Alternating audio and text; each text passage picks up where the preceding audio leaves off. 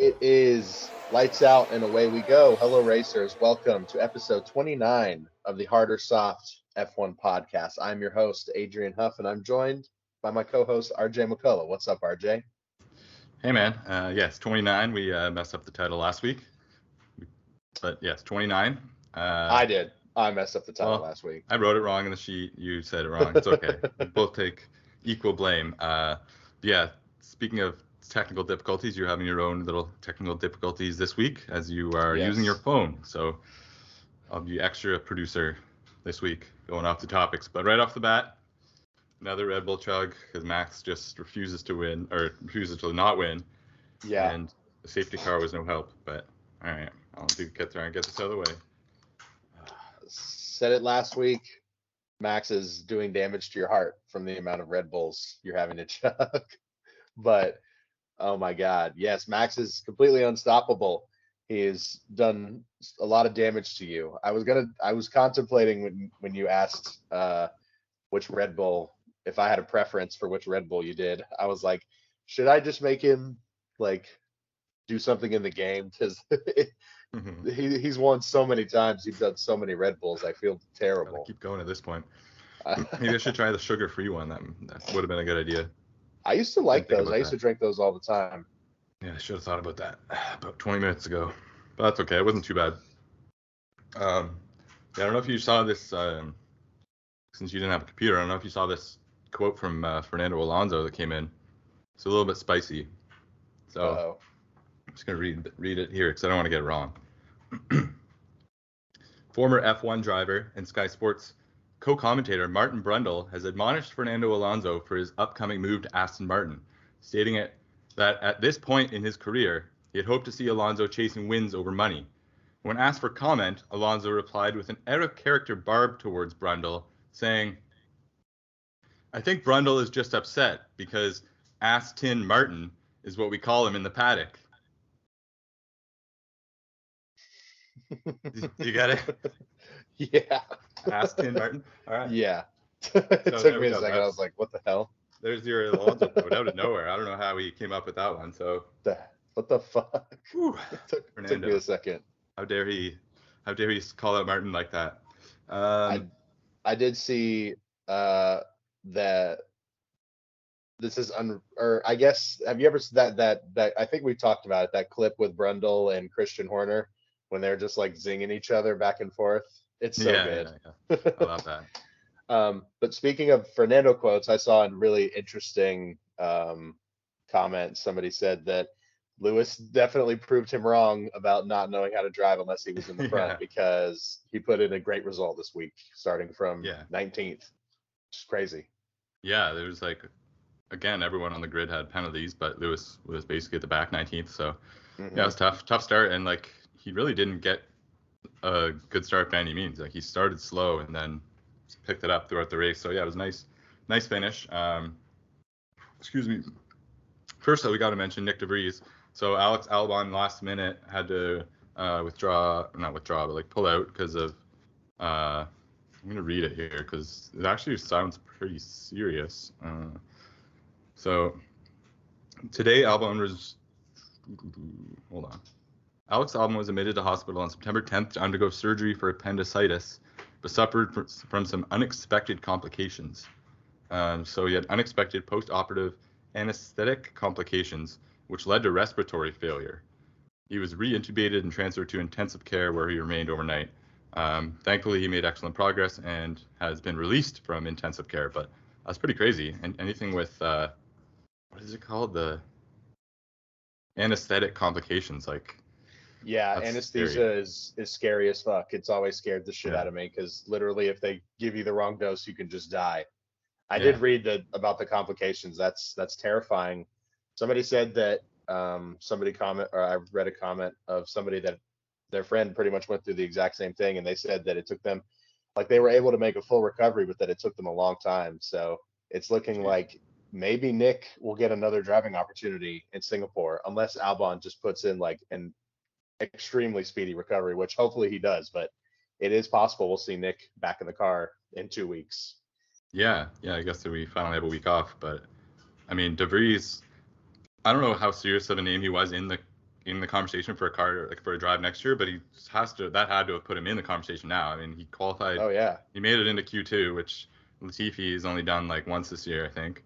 I think he qualified on his own merit 13th, which really good. And he was driving an Aston Martin car in like practice one, just as like they do that for rookies, but yeah, so just switch cars and then do that with like no time. He just found out like that morning is really impressive. He started like 9th on the grid, I think, and then finished 9th. So to get points, like 2 points in his first drive with a Williams, I mean, I was certainly impressed. And it seemed like all the other drivers, like there's a lot of videos going around of them all like hugging him and congratulating him and just like really talking him up because that's really impressive. Like it's not everyone can do that.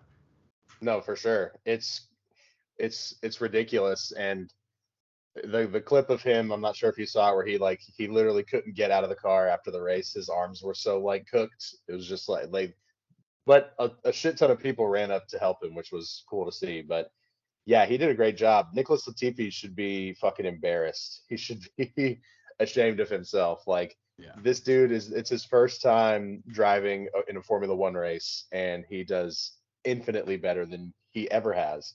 I mean, I know Nicholas Latifi got points last season, but I mean, you know, he's back in 21st. That is so funny to me.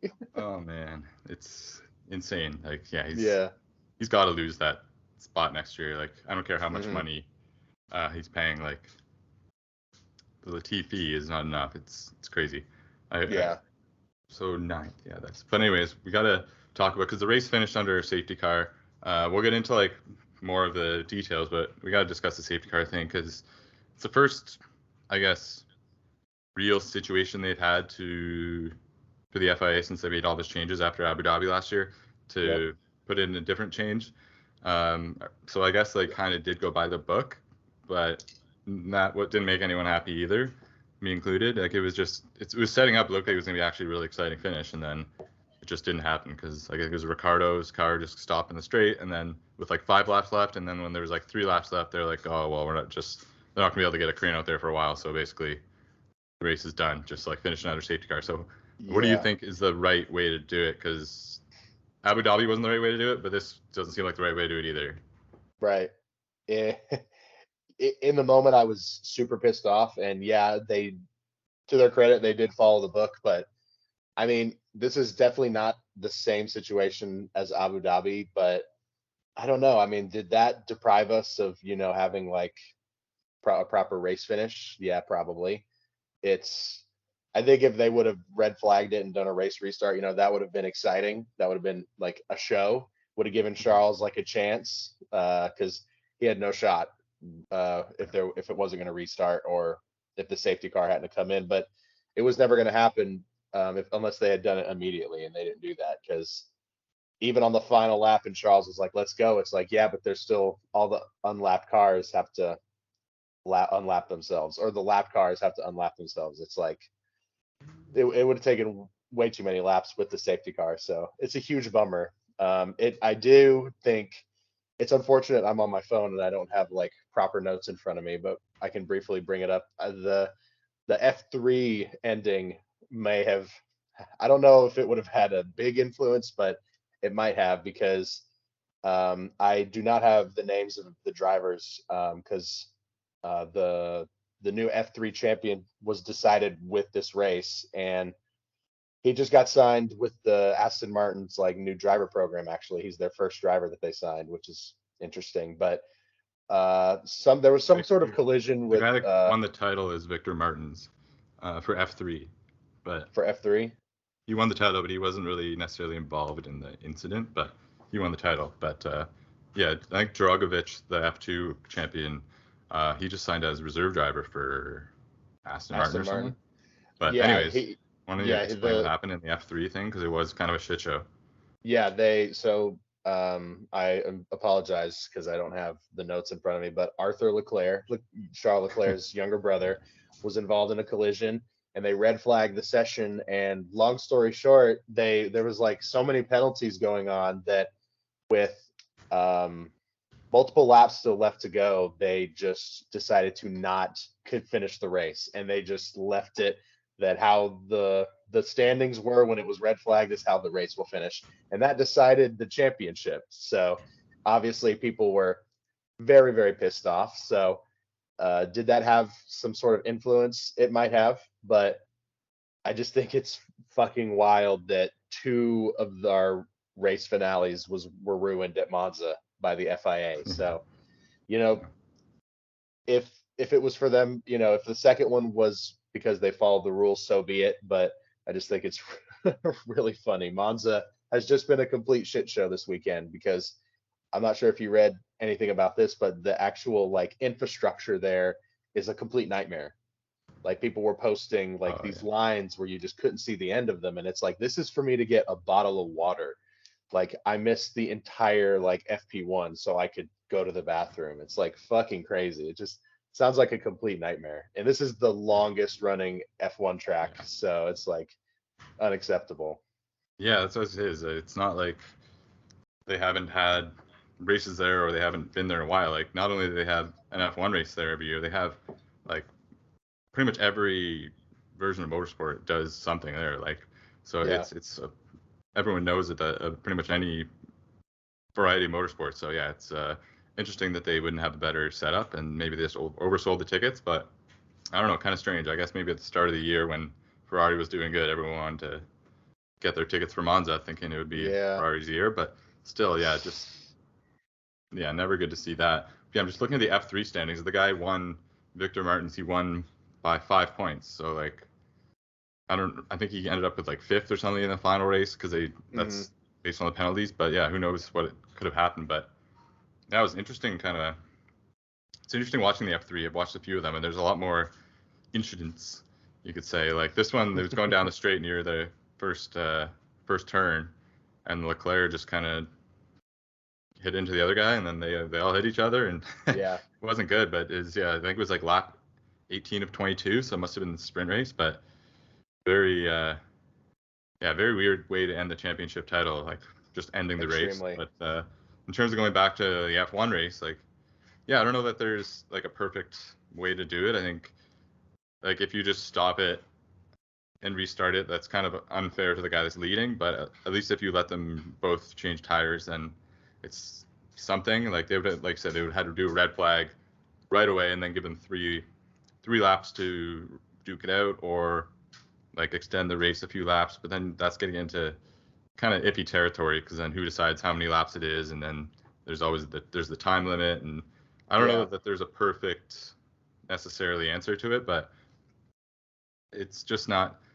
I guess so. Maybe another question too is like, if this was, say, this exact situation happened again in Abu Dhabi, do you think they would handle it this way, or do you think because there's a race in the middle of the season where the championship's pretty much already decided, like it kind of was easier for them to just be like, well, Max, let's just let Max win? Yeah, that's a real question, because I mean they did it with F3, so I mean it's just like I know it's not Michael Massey anymore, but it begs the question. I mean, if this championship was a lot closer, would they have, if Charles was like a race away from taking the lead, like do you think they would have red flagged it immediately? It's possible. I don't know. I mean, they followed the rules. I don't really fully understand like maybe there's certain things that they can only like you do the red flag for, but even with the safety car, it seems super dangerous to like have the car and the excavator there literally on the track. It's just like, I mean, even at those like slower speeds, if somebody like lost control, hitting that thing could fucking kill you. So I don't know. It's luckily, it was fine, but it's just, I don't know that. I mean, that could have been, I don't, according to them, that was like following like complete safety protocol. So maybe that's just me. I don't know. Yeah. I think the where he kind of went off track, there wasn't really a way to get in there. But I don't know. It's like if it would have, maybe they would have had to take like half an hour to do it the right way and then do all that just for 3 laps. But it was kind of an anticlimactic finish, because I think that the way the pit stops worked out between Max and Charles on different strategies, we didn't really get much of a battle at any point. So there was a while where it seemed like maybe the strategies were like it seemed at one point Max was going to have to pit again, and then he was going to be right in the area where Charles was, and then there was another safety car or something like 10 laps earlier that just kind of killed that. But it was kind of anticlimactic. But overall, like it wasn't a bad race. I mean, I guess we can go in more into specific teams. Like I don't know, Checo didn't really have a great race. I think he ended up okay. I think he got fast lap and like he did okay. But obviously Max, another good race for Max. We don't really have to talk about Max, but there's more interesting stuff to talk about. Like with Ferrari, I thought the car didn't look that bad on track, to be honest. Like the yellow back and stuff like that wasn't that bad. It looks sleek on track. It's just people were just expecting like a complete livery change, but I mean, like in hindsight, it wasn't too bad. It's not like terrible, right? But I think we were both hoping for like a white livery with red trim or something. Would have been cool, or yellow even. Yeah, like all yellow would have been sweet. Just real quick, the guy that won Formula 2, I don't know if it was the last race there or not, but he clinched because he's up by like a Max Verstappen amount of points. Felipe Drugovich. So he's up. Oh yeah. So he's the one that just signed. There was like a story that was going around. Again, you never know what to believe necessarily, but that him and his team were willing to pay like $7 million for him to get that reserve seat, which he got. So I guess they paid it. Like that seems like an absurd amount just to kind of get your foot slightly in the door. But I guess like I don't know if it's not a strong field of F2 drivers this year, or like maybe winning F2 doesn't mean what it used to, but it seems like if you win F2, especially by that much, your name should be up there for within the next few years. But I don't know. Piastri didn't get it right away, so he had to wait a little bit. I don't know, because to my understanding, Latifi doesn't even like his sponsors or the money that he brings isn't even like around 7 million. It could be, I don't know, in like the long run, but like I remember reading something along the lines of like 3 million. Okay. I don't know how long term the Drugovich thing is, but as you can see, you haven't seen his name, but it's kind of interesting. But in general, not a bad race for Ferrari. Like obviously Charles would have liked to win. He got in pole like on his own merit, which was nice to see. It was a good. Oh, bless you. You remembered to mute, so that was good. Thank you. Yeah, you got pole on merit, which was nice to see. But again, just never really had. I don't want to say never really had a chance, but it was in the cards that if it was a close, Max was going to win, and Max did win. So, but Sainz, like, if it wasn't for De Vries having like his debut, I think Sainz would have been the clear driver of the day. Like he put in an impressive drive, almost got on the podium to finish fourth from where did he start? I don't remember, 16th, I think. 16th. Starting grid. Let's see. He started 18th, right in front of Lewis. So. Oh shit! Wait, then who was in 16th? Magnussen. K-Mag, interesting. Okay, I had that completely wrong. Sainz and Hamilton started 18-19 and finished 4-5. So overall, like good stuff from them. Good race for Carlos. There were some good midfield battles. Absolutely. All in all, not bad. Again, I'm always happy to see Lewis do his thing, kind of going through the track, proving Alonso wrong. So that's pretty good. George putting in another good performance, another podium. Mr. Consistency. Seriously. I voted Carlos for driver of the day personally. I know Nick won it, but Carlos was really, I mean Max sort of outshined him a little bit, but I mean he was just unstoppable. Like he charged so neatly. It was great. It was awesome. I mean him and Lewis, but Carlos it took Lewis a little bit longer, but like Carlos was up into like the top 8 within like 11 laps. I was like, God damn, dude, you are flying. Yeah, Carlos actually like, and then maybe I just missed it, but I'm always watching for Lewis stuff, and it felt like Carlos was more actually passing of cars, whereas Lewis, like, he did have a few overtakes, but a lot of it was also just like timing of the pit stops and stuff. So, and I mean that's something to be said too. But there was like the one overtake on Alonso and stuff. There was a few, but it wasn't a ton. I could be wrong on that, but it seemed like at least visually Sainz's was more impressive to watch. Right. So that was good. And then just looking at the standings here, George Russell fourth, 16 points behind second, like crazy, 7 points behind Perez. So But I guess that leads us to also another thing with standings, that Max can clinch the driver's title in Singapore. I think if he wins and Charles gets like 8th or worse. So like realistically, probably not gonna happen there. Probably happen in Japan. It would be nice if it happened like at COTA in the US, but that would be cool. Yeah, but probably gonna happen over in what would you call it, the Asian swing, Japan. Yeah, the Asian swing. Yeah, so Singapore. Yeah, it's exciting. So yeah, dude, we said at the beginning that at the start of this triple header after the summer break, we said that Max had the potential to make this like the most boring triple header ever, and he kind of did. I mean, 3 wins back to back is just, it's crazy. I mean, he's won from, pretty much everywhere on the grid. It's really like a level of dominance that is like, I mean, I know Lewis, he had his like complete era of dominance, but like he is like, the fact that he's going to win this like with so much time left in the season this year is just like fucking crazy. Like by the time we're in Mexico, we're going to be like, let's just fucking get to 2023. I mean, Jesus Christ. Yeah, I can't imagine. Sorry, go ahead. I think when in Mexico, like obviously they're that huge straight, so a toe there is gonna be pretty important. Like I wouldn't be surprised if, I mean, Max is gonna have it wrapped up by then, so I honestly wouldn't be surprised if he kind of helps Checo out to get a win in Mexico. Like, yeah, it's as guys that haven't been in F1 forever. Like I didn't get to see all those years where Lewis was running away with it by this time, so it's sort of tough pill to swallow, and it does make you appreciate last year even more. But I think we'll be back there. Like, I mean, you gotta hope that every year is not like this, and it's not like when you look at each individual race. We've mentioned this before. It's not like each individual race has been like a huge blowout, and Max has won everything by like lapping the entire field. Like each individual race has had its good moments and has been exciting and entertaining, and there has been good storylines. So, like Red Bull just built the fastest, best car. Like Adrian Newey is a genius at building cars, and they did it again. Put that with the probably best driver on the grid, most aggressive, like most confident driver on the grid. So that's just what's going to happen, right? So, I mean, Ferrari had every reason to be in the fight too. They just didn't do the right thing strategically. So I think it'll be a good learning lesson for Ferrari in the long run, but kind of tough. But I guess speaking of learning lessons, McLaren didn't really have as good of a Sunday. They had a great Saturday. I mean, the grid drops kind of helped them out a lot. I think they started like 3rd, 4th.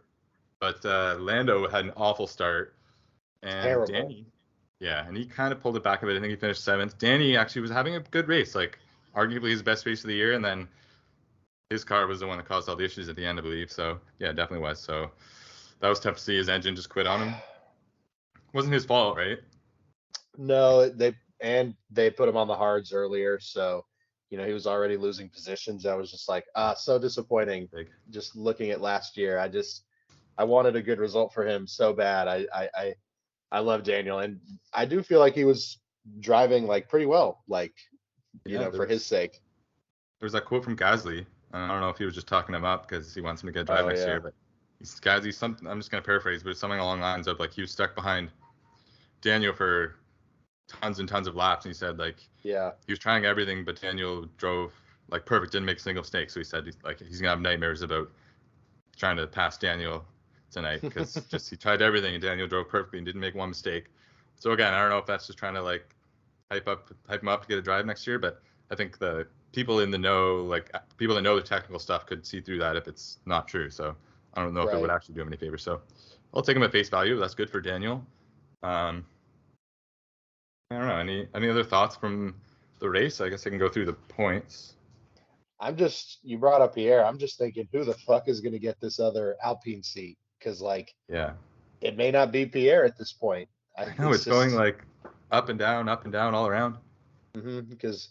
But Daniel's name seems to have like completely fallen out of the mix, like not even as a rumor, which is kind of sad to me. We may still see him next year, but it's not looking like it, which is a huge bummer. Yeah, I think the most likely thing at this point, but like with Gasly, the rumors change so quickly. It seems like the Ricardo reserve driver might actually have some legs to it. Like they were joking around. Forget if it was Crofty or one of them was joking to Daniel, like, "Oh, Daniel, you're going to be doing this post-race interview with me next year if you're the reserve driver." And then he was like, "Oh, I guess I'm not going to take it then." But yeah, like I don't know, and like there's been enough talk of it because I don't know what if he wants to continue his career in F1. Like I don't know if going somewhere else is going to help him, but we'll see. Yeah. Hopefully we find out. I guess it gives us something to keep watching for. But the sure. points getters in Italy were obviously Max first, Charles second, George third, Carlos Sainz fourth, Lewis Hamilton fifth, Sergio Perez sixth with the fastest lap, Lando Norris seventh, Pierre Gasly eighth. I think that's his first top 10 in a while. Nyck De Vries ninth, really impressive, and Zhou Guanyu 10th. So good Nick's points will go to whoever has Albon, right? Is that what we did, or is that what we agreed on, or are we just going to not count them? I didn't count them, but what did we do the first for Hulkenberg? I don't remember. He didn't get points, so I don't think we really even discussed it. Yeah, it's only 2 points. I didn't put him on there, but whose team is he on? It's on yours. We can just we can just scrap it because he's not Albon. All right, you did gain 8 points on me this week, 54 to 46. So my lead is now 55-0. So you still got some time left. 55. God damn it. Yeah, I do. Yeah. Even a 1-2 isn't enough. I mean, shit. It's just squeaking by. I need more 1-2s.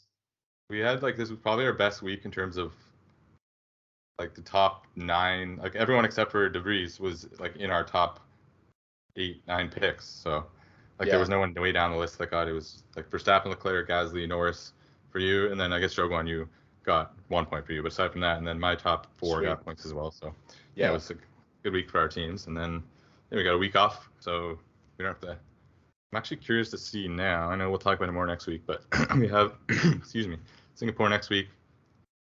Just curious now to look at the times because I feel like they're not going to be very forgiving to us. Oh, no, not bad at all. Practice 1, 6 a.m., practice 2, 9 a.m., practice 3, 6 a.m., qualifying 9 a.m., and race 8 a.m. So all things considered, I thought it was going to be a lot. Yeah, that was going to be a lot earlier than that. So 8 a.m. race, quali at 9, not bad at all. Can handle that. Yeah, so that's. What about Japan? We really don't have too much. Ooh, Japan. Is Japan worse? It's got to be worse. And then after Japan, we got Coda, so that'll be cool. Oh, yeah. Good afternoon race. Ooh, Japan's going to be interesting. Quali is at 2 a.m. and the race is at 1 a.m. Holy shit, really? So that's going to be a stay up, obviously. Oh, my God. That's going to be interesting. I'm excited. So if Max wins there's going to be a lot of people that won't even be watching it live. Nope, I will be. I will be, too, even though, I mean, at this point, whatever. He deserves it. We'll get lit, have a late night. Yeah. A late night F1 race. Fuck yeah, I'm excited for that. Yeah. So, I mean, there's not really too much to discuss this week other than that. We're going to do more of a preview next week. We'll probably do, I don't know, we might do a podium next week, maybe not. But, yeah, we have the F2 and F3 champions decided. So, I don't know if that'll influence the driver's market whatsoever, but I guess that remains to be seen. Like I said, week off in Singapore where Max can win the title. Yeah, any closing thoughts? Go Max. Yeah, it's been really a short episode, but yeah, technical issues and again, not too much to discuss. Good drive for Lewis. I do hope.